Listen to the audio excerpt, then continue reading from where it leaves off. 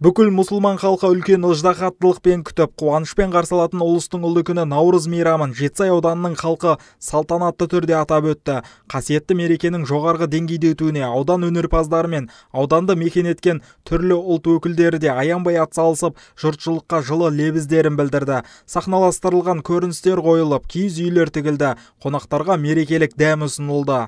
5000 жылдық тарихы бар Наурыз парсы тілінде феврардин айының бірінші күні, яғни Орта Азия Республикасында Наурыз көктем еңбек мейрамы ретінде 60 жылдың басынан бері тойланса, біздің елімізде 1988 жылдан бастап бүкіл халықтық мереке ретінде аталып өтілуде. Елеу ескерусіз қалмайтын, заманына сай жаңарып, жаңғырып отыратын, келешегі жарқын береке мен бірліктің, достық пен ынтымақтастықтың бастауы болған бұл күнде ауданды мекен еткен 30-дан астам ұлттар мен ұлыстардың өкілдері ұлттық мәдениетін, өнерін көпшілікке ұсынса, театр ұжымы мен аудандық Жетісай мәдениет үйінің өнерпаздары өнерлерімен мереке көркін аша түсті. Ынтымағы ұйысқан құтты мекенді ата қонысы санап, ұрпақ өрбітіп отырған әрбір этнос өкілдері бір-бірімен төс қағыстырып, жақсы тілек тілесті.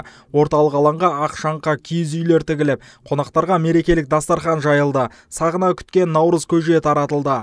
Күн мен түн теңеліп, табиғат оянатын мезгілде шығыс халықтарының ең бағалы да бағымды мейрамдарының бірегей Наурыз мерекесі болып саналады.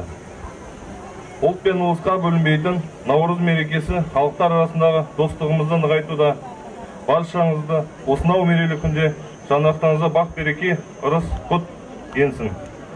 Дастархандарыңыз аққа толсын, шаңырақтарыңыз баққа толсын. Наурыз мерекесі құтты болсын. Күллі дүниені жасандырып, табиғатқа нәр беретін, азамат баласына қуаныш ала келетін ұлыстың ұлы күні Наурыз мерекесінің өзге мерекелерден ерекшеленіп, үлкен дайындықпен аталып өтетінін, қытымыр қыстан шығып, жылдан жылға аман есен жеткен елдің мерекесі екенін айтқан ел ағалары мен көпті көрген ақжаулықты аналарымыз елдің бірлігі мен берекесін тілеп, бата жасасты. Саналы ғұмырын елдің игілігі мен дамуына арнаған еңбек ардагері Күләш апамыз ұлттық құндылықтарымызды қайта жаңғыртып, санадан сөніп бара жатқан салт дәстүр, әдет ғұрып, ұлттық келбетімізбен қайта қауыштырған мерекенің биыл жылдағыдан ерекше аталып өтіп жатқанын айтады. Құрметті Жетісай ауданының тұрғындары, құрметті осы ауданның ақсақалдары, әжелері, жастары, болашақ ұрпақтары. Біз жаңа жылда тек жақсылық тілейміз. Жаңа жылда әрқайсымыздың үйіміздің шаңырағында шаттық, береке, бірлік болсын. Бізге керегі үлкен кісілерге, жастарымыздың амандығы, ауданымыздың өніп өсіп өркендеуі, мына жаңадан келген жас әкім, жас іске дейді.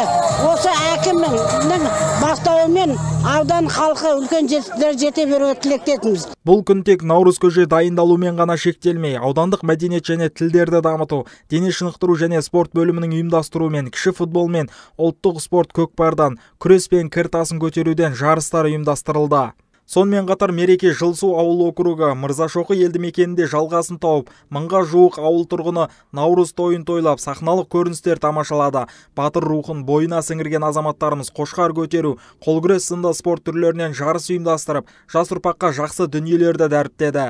Әр мереке мейрамның өз орны, сыр сипаты, мән маңызы бар. Әз Наурыз мерекесі де өзінің табиғатқа төл жақындығымен, жаңару мен жақсарудан тұратын жайма шуағымен ерек. Бауыржан Найманов, Қуаныш Өлбеков, Бағдат Базарбай, арнайы Жетісайдан.